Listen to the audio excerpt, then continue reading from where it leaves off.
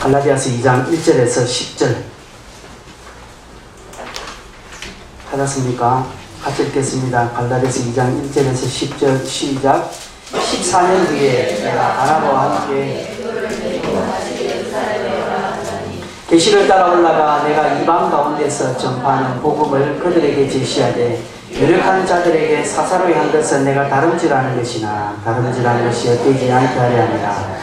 그러나 나와 함께 있는 헬라인 기도까지도 억지로 하면을 받게 하지 아니하였으니 이는 가만히 들어온 거짓 형제들 때문이라. 그들이 가만히 들어온 것은 그리스도 예수 안에서 우리가 가진 자유를 보고 우리를 종으로 삼고자 하는데 그들에게 우리가 안치고 걱정하지 아니하였으니 이는 복음의 진리가 항상 우리 가운데 있게 하려 합니다. 유력하다는 이들 중에 본래 어떤 이들인지 내게 상관이 있으며 하나님은 사람을 외모로 취하지 아니하시나니 저 유력한 이들은 내게 외모를 더하여 준 것이 없고 도리어 그들은 내가 보할례자에게 복음 전함을 맡은 것이 베드로가 할례자에게 맡은 것 같은 것을 보았고 베드로에게 역사하사 그를 할례자의 사도로 삼으시니가 또한 내게 역사하사 나를 이방인의 사도로 삼으셨느니라. 또 기둥같이 여기는 야고보와 베드로와 요한도 내게 주신 은혜를 알므로 나와 바나바에게 친교의 약속을 하였으니 우리는 이방인에게로 그들은 할례자에게로 가려 하니라. 다만 우리에게 가난한 자들을 기억하도록 부탁하였으니 이것은 나는 본래부터 힘써 행하여 한다. 아멘. 여러분, 인류의 불행은 비교 의식에서 시작됐습니다. 그래서 사단은 제일 처음에 최초의 인류 아담과 하와를 유혹할 때 비교를 하는 것을 주어서 유혹하고 넘어뜨렸습니다. 비교의식. 그래서 하와가 하나님과 인간을 비교하도록 다 만들어서 결국 하늘의 자리로 가게 되었습니다. 여러분, 가인이 최초의 살인하게 된 이유가 뭡니까? 아벨과 자기를 비교해요. 사울 보십시오. 그는 왕이었습니다. 그런데 다윗을 비교했죠. 그 비교 때문에 그는 결국은 하나님 앞에 버림을 받고 말았습니다. 여러분, 비교는 하나님을 바라보지 못하게 만드는 겁니다. 비교는 저 상대만 딱 바라보게 해서 결국은 내가 넘어지도록 하는 것이 비교입니다. 우리 속담에 남의 떡이 크게 보이는 것입니다. 그 말의 의미는 결국은 내가 손해라는 것입니다. 그래서 결국은 넘어지게 하는 것입니다. 그것 때문에 분란이 일어나도록 하게 하는 것입니다. 여러분, 천국에는 상급이 있습니다. 그러기에 천국에는 차별이 있다 없다? 있습니다. 상급이 있고 그렇기 때문에 상급 차이가 있기 때문에 차별은 있습니다. 그런데 천국에는 비교의식이 없습니다. 많이 받은 자와 적게 누리는 자가 서로 비교해서 너는 많이 했네, 나는 적었네, 그렇게 해서 생기는 감정이 없기 때문에, 그런 비교의식이 없기 때문에 그래서 천국입니다. 반대로 비교가 있는 곳은 지옥이라는 거죠. 여러분의 삶에 비교가 많으면 많을수록 여러분은 지옥의 삶을 살아요. 여러분은 비교가 아닌 감사와 내 삶에 하나님을 바라보는 시선만 분명히 있으면 그 인생은 천국의 삶을 살아갑니다. 아멘. 여러분, 건전한 비교는 좋습니다. 발전의 기회가 됩니다. 도전을 받습니다. 도약의 발판이 됩니다. 건전한 비교의식은. 그러나 그게 쉽지 않습니다. 왜? 우린 죄의 본성이 있기 때문에 남을 누르고 일어서야 하는 그런 본성적인 마음이 있기 때문에 쉽지 않습니다. 건전한 비교가 잘 되지 않습니다. 여러분, 우리 사회의 악이 결국은 비교의식에서 다 벌어지는 것이지 않습니까? 다 비교 때문에 저 사람은 많이 가지고 나는 못 가졌다. 그것 때문에 결국은 내가 나도 가져야 되겠다 라는 것 때문에 죄가 일어나게 된다는 것이죠. 여러분, 아마데우스라는 영화를 보셨습니까? 그게 살리에르가 모차르트를 얼마나 질투합니까? 여러분, 살리에르도 유명한 음악가입니다. 작곡가입니다. 그것도 아주 뛰어난 음악가예요. 그러나 그는 모차르트만 보는 것입니다. 그러니 그 모차르트하고 자기가 비교되니까 안 돼. 그래서 하나님은 나중에 원망하지 않습니까? 왜 나를 이렇게 만드는, 왜 나에게는 모차르트에게 준 저 천재성이 없느냐 하는 것이죠.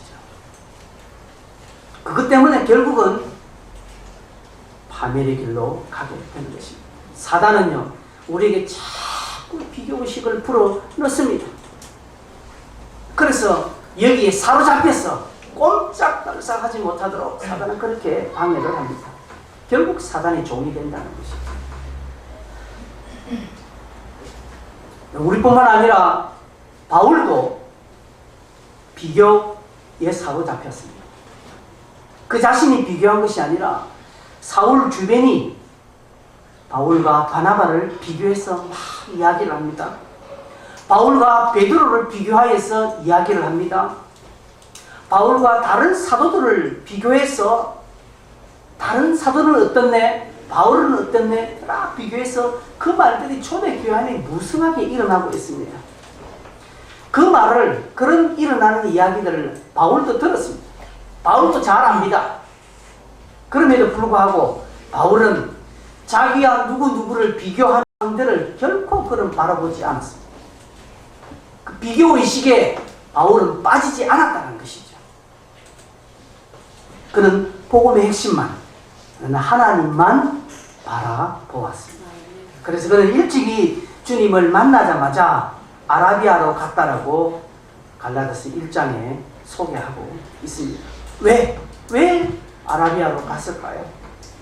바울은 그곳에서 세상과 모든 비교의식을 끊고 그곳에서 하나님만 바라보기 위하여서 갔다는 것이죠.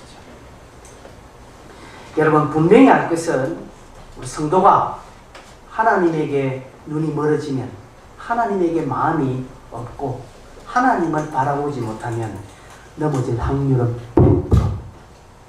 100%. 여러분, 왜 넘어집니까? 왜 낙심합니까? 하나님 보지 않고 형편 보았기 때문에, 상황 봤기 때문에, 사람 봤기 때문에. 보는 게 뭐 잘못입니까?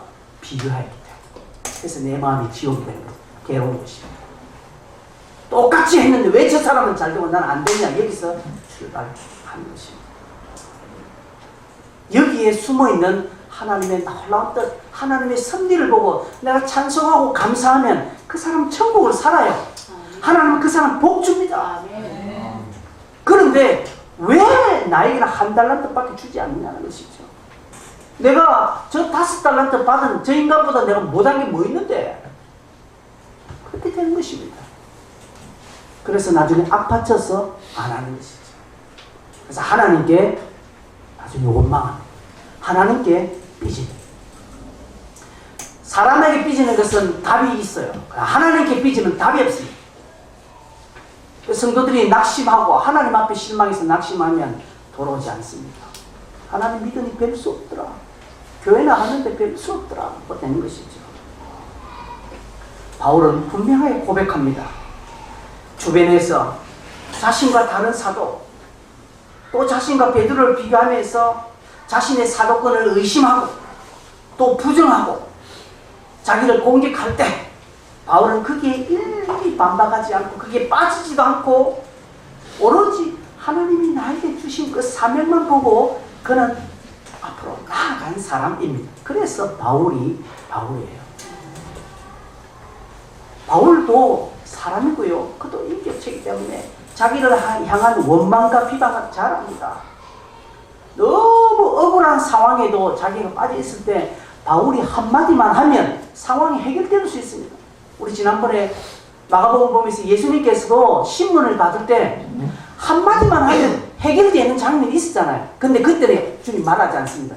말 안 하셔야 될 부분을 주님 말하면 오히려 더 주님에게 상황이 불리하게 되어지는 것들이 있습니다. 여러분, 왜 그렇게 합니까? 왜 그렇게 합니까? 자신의 육물리 따라 삶을 사는 것이 아니라 하나님의 뜻이 드러나냐 드러나지 않느냐, 여기에 포커스를 맞추고 사는 성도들은, 여기에 중심을 가지고 살아가는 사람들은요, 빠지지 않습니다. 그래서 사도행전 20장 24절에 나의 달려갈 길과 주 예수께 받은 사명 곧 하나님의 은혜의 복음을 전가하는 일을 마치라니 내 생명을 조금 더 귀한 것으로 여기지 않겠다라고 이야기합니다. 바울을 움직이는 힘이 뭡니까? 그는 사명입니다. 하나님의 은혜의 복음입니다. 이것 외에는 바울을 움직일 수 있는 그 어떤 것은 없습니다. 아무리 주변 사람들이 바울을 공격해도 흔들리지 않고 아무리 주변의 사람들이 바울을 박수친다 하더라도 그렇게 흔들리지 않습니다. 사람이 좋아한다고 해서 바울이 허허하고 싫어한다고 해서 낙심하고 그렇지 않았다는 것입니다. 바울은 오직 하나님의 은혜, 하나님의 그 복음 여기에 초점을 두고 나아갔습니다. 이런저런 소문 모함에 전혀 신경 쓰지 않았습니다. 오히려 묵묵히 주신 사명을 따라간 것입니다. 본문에도 베드로와 바울 자기를 비교할 때 베드로는 할례자에게로 가는 사도로 부름을 받았고 나는 이방인에게 가는 부름을 받았다. 딱 따로 정리해버립니다. 그렇지? 내가 베드로보다 못한 게 뭐있노? 여러분 인간적으로 베드로와 바울을 비교해보면 바울이 월등히 뛰어납니다. 학문적으로요, 출신 성분으로요, 뭐 여러가지 형편으로 백그라운드를 볼 때도 바울이 훨씬 낫습니다. 그럼에도 불구하고 바울은 거기에 일절 반응하지 않고 베드로는 할례자예요. 자기는 이방인. 부름 자체가 다르고 다 고유한 하나님의 권위가 있다라고 그는 고백을 합니다. 하나님은 이런 자들을 즐겨 사용하시고 기뻐하십니다. 이런 분명한 목적의 길을 가는 사람은요 이곳저곳 기울이지 않습니다. 여러분 그러나 노숙자들을 보십시오. 빨리 걸어가는 노숙자들 보셨습니까? 바삐 걸어가는 노숙자 여러분 보지 못했을 것입니다.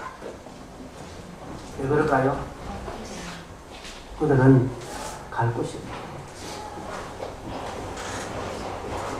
여러분 자신에게 주신 하나님의 분명한 목적이 무엇입니까? 여러분에게 주신 고유한 하나님의 계획이 무엇입니까? 우리 해돋는 교회에 주신 하나님의 고유한 사명이 무엇입니까? 우리 교회에 주신 하나님의 분명한 목적이 무엇입니까? 우리가 이것을 분명히 하고 그것만 바라보고 나아가면 주변에 그 신경 쓸 마음도 없습니다. 이런저런 소문에 휩싸이지도 않고 참견도 하지 않습니다. 싸울 일도 없습니다. 그러나 해야 될 분명한 일을 하지 않고 다른 것에 신경 쓰고 있으니 들릴 게 다 들리는 것입니다. 볼 게 다 보이는 것입니다. 그러니 참견하게 되고요. 그것 때문에 상처받기도 하고요. 그것 때문에 해서 안 될 일을 또 하게 되는 것이 오늘 우리의 형편이지 않습니까? 여러분 지난주 이 바울의 변화를 우리가 좀 살펴봤는데 바울의 변화 중에 여러 변화가 있지만 주도권의 변화가 있었다고 이야기했습니다. 전에는 자신의 생각이나 자신의 감정이나 자신의 열심 이런 것들이 바울을 움직일 수 있는 원동력이었으나 변화를 받고 난 뒤에 바울을 움직일 수 있는 원동력은 하나님의 말씀과 하나님의 뜻이었습니다. 하나님의 말씀과 하나님의 뜻이 바울 자신을 통치하도록 주도하도록 만들었다는 것이죠. 거기에 자신을 몰아갔다는 사실입니다. 바울은 사람이나 주변 환경에 마음을 두지 않고 하나님만 바라보고 나아갔습니다. 그 증거가 오늘 본문에 보면 나옵니다. 여러분 2절 한번 보십시오. 2절 제일 첫 부분에 뭐라고 소개되어 있습니까? 계시를 따라. 5절 보십시오. 5절에는 복음의 진리가 항상 너희 가운데 있게 하려 함이라. 복음의 진리가 너희 가운데 항상 있게 하려. 그 다음 9절에 보시면 내게 주신 은혜를 알므로. 자, 이런 표현들이 바울의 중심을 알 수 있습니다. 바울은 다른 것이 아니라 늘 바울을 움직이도록 하는 것은, 일하도록 하는 것은 계시였고 하나님의 은혜였고 그리고 복음의 진리였다는 사실입니다. 그래서 다른 것에 마음을 두지 않고 오직 바울은 말씀에, 복음의 진리에만 관심을 가졌다는 것이죠. 그러니까 누가 어떤 소리를 해도 흔들리지 않습니다. 여러분 주변 사람들 말 때문에, 주변 사람들 때문에 여러분 마음의 상처가 혹 넘어집니까? 그러면 여러분 스스로 한번 진단해 보십시오. 내가 하나님에게서 눈이 약간 벗어났다 라고 생각하고 그 벗어난 것을 다시 하나님께로 다 놔주시기를 바랍니다. 그래야 이길 것입니다. 그래 안 하면 이길 힘 없어요. 여러분 스포츠 경기에 가장 중요한 역할을 하는 사람이 있는데 그게 심판입니다. 그럼 심판이 아웃이라고 했는데 선수가 자기는 아웃이 아니라고 막 경기를 진행할 수 있습니까? 없습니까? 없습니다. 심판은 세이브라고 했는데 선수 지가 아웃인 줄 알고 끌어가다 보면 손해보는 거예요. 운동 경기에 최종 결정까지 심판입니다. 그런데 심판이 오심을 할 수 있습니다. 그래서 사람들은 오심도 경기의 일부다라고 이렇게 오심을 합리화할 때가 있습니다. 심판의 막강한 권력을 인정하지요. 왜 이런 사람들이 하나님의 막강한 뜻은 인정하지 않습니다. 오늘 우리에게 우리의 모든 삶의 최종 결정권자는 하나님이십니다. 하나님이 세이브면 세상 누가 아웃이라고 해도 세이브예요. 하나님이 아웃이라면 모든 사람이 세이브라 하더라도 그것은 아웃입니다. 우리가 이것 보고 나가야 되지. 주변에서 세이브라고 해서 나도 세이브인 줄 알고 거기에 떠돌려서 가면 같이 패망하는 것입니다. 주변에서 아웃이라고 막 해서 나도 아웃인 줄 알고 나도 안 되겠네 넘어지면 같이 넘어지는 거예요. 바울이 예루살렘을 올라갔는데 막 바울에게 할례 문제를 질문하고 있습니다.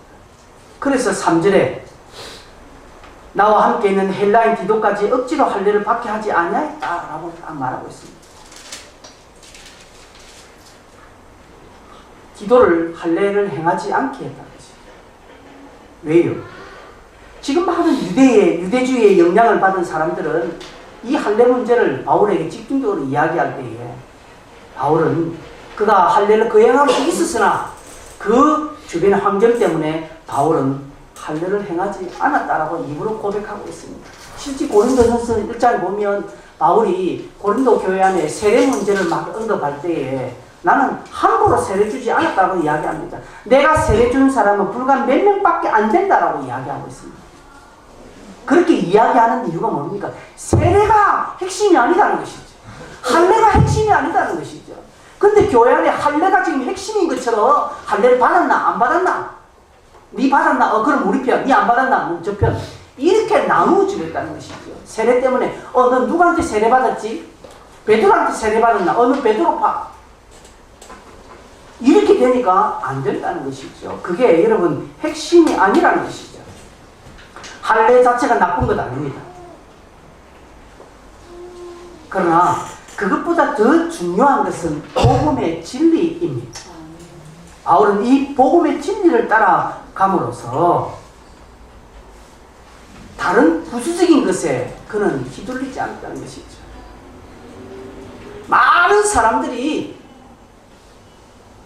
할례 문제를 언급할 때 바울도 덕을 세우기 위해서 나름대로 할례를 거행할 수 있었습니다. 그럼에도 불구하고 그것 때문에 교회 안에 분란이 일어날 수 있는 소지가 있으므로 아예 하지 않았다는 것이죠.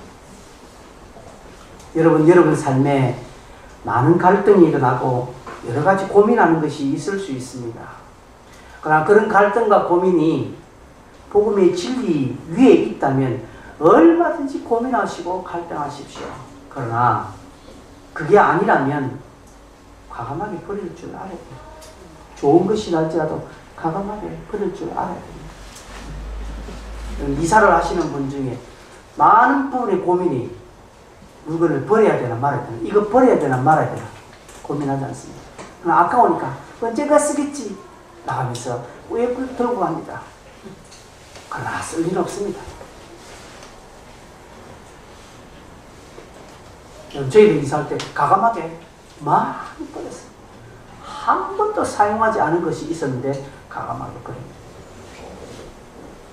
여러분, 우리가 복음의 진리에, 복음의 핵심에 뭔가 부합되지 않는 내 삶의 어떤 모습이 있다면 정말 칼을 도려내는 심정으로 버릴 줄 알아요. 그 사람은 한 단계 도약합니다. 근데 그 하지 못하면 절대로 도약하지 못한다는 것이죠.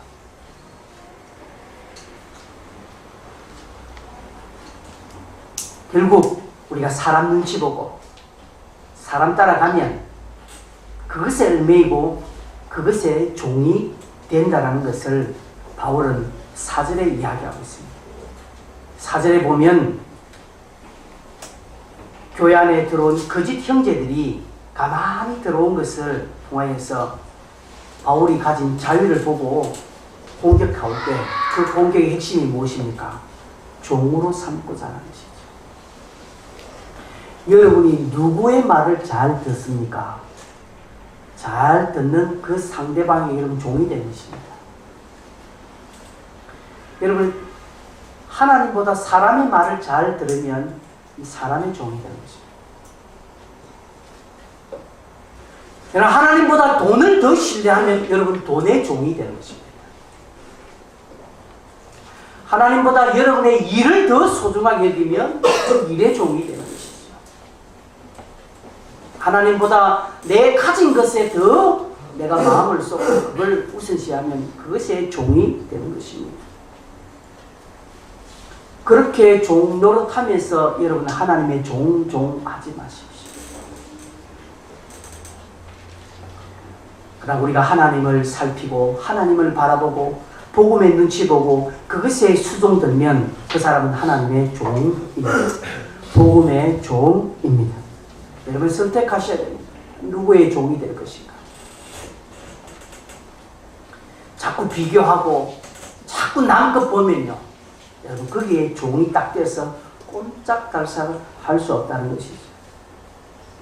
그러면서 바울은 오늘 본문의 하반의 절을 보면 베드로와 자신의 사역을 두고 이러쿵저러쿵 하는 그런 자들을 향해서 딱 정리를 내립니다. 베드로의 사역과 바울의 사역은 비교의 대상이 아니라 하나님의 고유한 권위라는 사실입니다.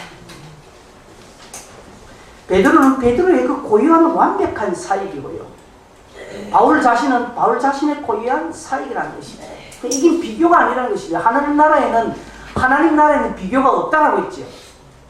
예, 금면류관 받은 사람과 은면류관 받은 사람이 서로 비교하지 않습니다. 베드로의 사역과 바울의 사역은 비교할 수 있는 성질의 것이 아니라는 것이죠. 그들은 완벽한 하나님의 고유한 근위적인 사역이라는 것입니다. 그래서 하나님의 계획과 사역이기 때문에 누가 낮고 누가 덜하고 누가 높고 낮음이 없습니다. 그것대로 고귀하고 하나님 입장에 볼 때는 완벽하고 100%입니다. 마치 부모가 10명의 자식이 있으면 10명의 자식을 다 온전하게 보죠. 10명의 자식 중에 한 자식을 팔아러 가면 첫째 놈은 첫째라서 안 되고, 막내는 막내라서 안 되고, 둘째는 뭐 해서 안 되고, 셋째는 이것 때문에 안 되고, 넷째는 요 놈은 요래서 안 되고, 다섯째는 일 안 되고, 아무도 안 됩니다. 그게 부모의 마음이죠. 하나님도 마찬가지입니다. 하나님도 오늘 저와 여러분에게 사역을 맡겨놓고 그 사역에 하나만 빼시라고 하면 하나님은 아무도 뺄 수 없어요. 얘는 얘 때문에 안 되고, 이거는 이것 때문에 안 되고, 이 사람은 이 때문에 안 되고, 이거는 안 되고, 이거는 그저 숨만 쉬어도 되니까 이건 안 되고. 하나님 입장에서 볼 때는 하찮은 사역이 없고요, 뺄만한 사역은 없다는 사실이죠. 그런데 우리가 빼요. 우리가 저 사람은 저렇게 하고 저 사람 저렇게 한다. 나는 뭐야 이거? 나는 별 필요 없네? 나는 없어도 되겠네? 라고 하는 겨냥되어 있다는 것이죠. 많은 성도들이 해외에 나가서 복음 전하는 선교사님 아주 귀하게 여깁니다. 그 선교사님들에게는 마음이 확 열려서 선교사님 어려운 게 있으면 막 물질이 틀려집니다. 그러나 자기 교회 목사에게는 안 그래요. 우리 교회 목사님이 편하다는 것이죠. 그렇게 쉽게 여기는 분 많습니다. 여러분은 혹시 그렇게 생각하지 않습니까? 아프리카나 오지에 나가서 복음 전하는 선교사님 너무 귀하신 분이고 우리 교회 목사님도 귀한데 좀 편하신 분이고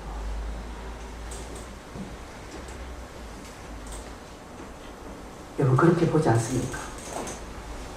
하나님 입장에서는 모든 자가 존귀하고 고귀한 사역자예요.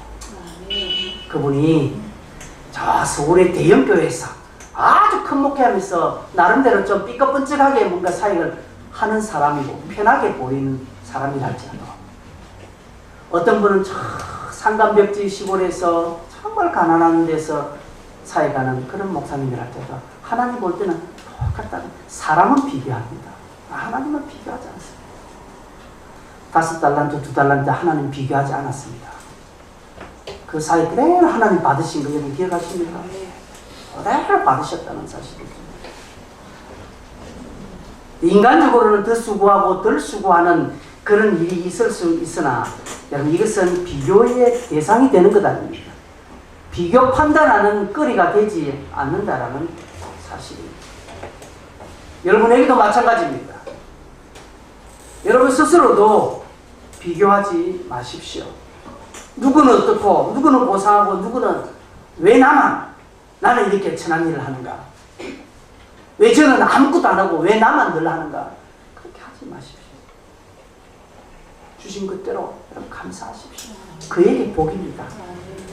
나머지 판단은 하나님께 우리가 맡기는 것이고 나는 내게 주신 내 일을 가지고 하나님만 바라보면 넘어지지 않아요. 내게 주신 것 가지고 내가 하나님만 딱 보면 절대로 안전합니다. 근데 다른 것 보니까 안 된다는 것이죠. 사단은 우리에게 와서 유혹합니다. 봐라, 이만큼 고생한 자 누가 있더노? 저 아무개 봐라, 뭘 하더나? 손 하나 까딱하지 않더나? 그 니는 바보가 말도 못하나? 왜 니 혼자 그래 다 아는데? 사단은 그렇게 속삭입니다. 그 말 들어보면 맞아요. 설득력이 있어요. 그것 때문에 나도 화가 나. 사단은 그렇게 해서 하나님 바라보지 못하게 하는 것이죠. 하나님 못 보고 상대를 보고 해서 결국은 분란하고 결국은 나를 파멸로 이끌기 위해서 그렇게 한다는 것이죠. 이방인에게로 헬라인에게로 부르심이 다릅니다. 여러분 그 부르심을 비교하지 마십시오. 여러분도 마찬가지입니다. 같은 집사님들끼리라도 서로 다 다른 하나님이 맡겨주신 그 사역이 다 달라요. 하나님 누구에게는 5달란트, 누구에게는 2달란트 다 다르다는 것이죠. 그래서 그 부르심 자체가 완벽하게 내게 감사요, 내게 은혜라는 사실을 알고 그것만 바라보고 그것을 주신 하나님만 바라보면 나는 안전합니다. 나는 은혜 가운데 갈 수 있습니다. 하나님 주신 위로가 많습니다. 그 속에서 그것을 가지고 인내하면 하나님 주신 은혜가 많은데 내가 인내하지 못한다는 것이죠. 그래서 여러분이 일을 가지고 다른 사람 보고 다른 직분 비교하지 마십시오. 그러면 넘어집니다. 하나님 바라보면 하나님을 계속적으로 바라보고 나아가면 흔들리지 않게 된다는 것이죠. 따라가려도 하지 마십시오. 다른 사람 하는 거 흉내낼 생각도 하지 마시고 여러분이 주신 것에 여러분의 형편 따라서 하나님 바라보고 하나님 앞에서 우직하게 한 걸음 한 걸음 나아가면 하나님이 그것을 100점짜리로 보십니다. 그래서 또 다른 일들을 하나님은 그에게 맡겨주신 것입니다. 우리 시작할 때 찬양을 하나 불렀죠. 부르신 곳에서 나는 뭐 한다고요? 예배하네. 예배한다고 합니다. 어떤 상황이도 나는 예배한다고 합니다. 그래서 여기 참 좋은 가사가 미소야 한번 가사를 안 띄워볼래? 내가 걸어갈 때 길이 되고 살아갈 때 삶이 된다. 저는 이게 너무 좋습니다. 형이 나와서 한번 단조. 부르신 곳에서 나는 예배하네. 어떤 상황이도 나는 예배하네. 부르신 곳에서 나는 예배하네. 어떤 상황이도 예배하네. 그러니까 내가 걸어갈 때 내가 걸어가는 것이 길이 있어서 가는 것이 아니라 내가 걸어가니까 그것이 길이 되는 은혜가 있고요. 삶이 되어서 내가 살아가는 것이 아니라 살아보니 그것이 삶이 되어지는 은혜가 있더라는 것이죠. 근데 우리는 길이 없는데 어떻게 걸어가냐고 이야기하면 하나님 길이 없는데요. 하나님 삶이 없는데 어떻게 해요? 라고 그렇게 맨날 가지 못하고 멍청하게 있습니다. 주님은 가라는 것이고 가면 삶이 되고 가면 길이 되는데 하나님은 늘 비교하고 늘 다른 사람도 보고 여러분에게 물질 얼마 주면 하겠습니까? 얼마나 여러분의 시간적 여유가 있으면 하시겠습니까? 얼마나 여러분의 상황이 되면 하시겠습니까? 다시금 말씀하지만 지금 안 되면 상황이 돼도 물질이 있어도 안 됩니다. 못합니다. 왜요? 걸어간 삶이 없는데 걸어간 길이 없는데 어떻게 하십니까?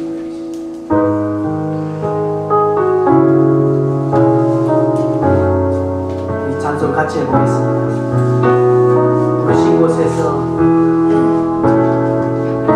부르신 곳에서 나는 예배하네. 어떤 상황에도 나는 예배하네. 부르신 곳에서 나는 예배하네. 어떤 상황에도 나는 예배하네. 내가 걸어갈 때 길이 되고 살아갈 때 삶이 돼. 곳에서 예배하네. 내가 걸어갈 때 길이 되고 살아갈 때 삶이 되는 곳에서 예배하네. 신 곳에서 나는 예배하네. 사방에도 나는 예배하네. 같이 한번 기도하겠습니다. 이 시간에 기도하겠습니다.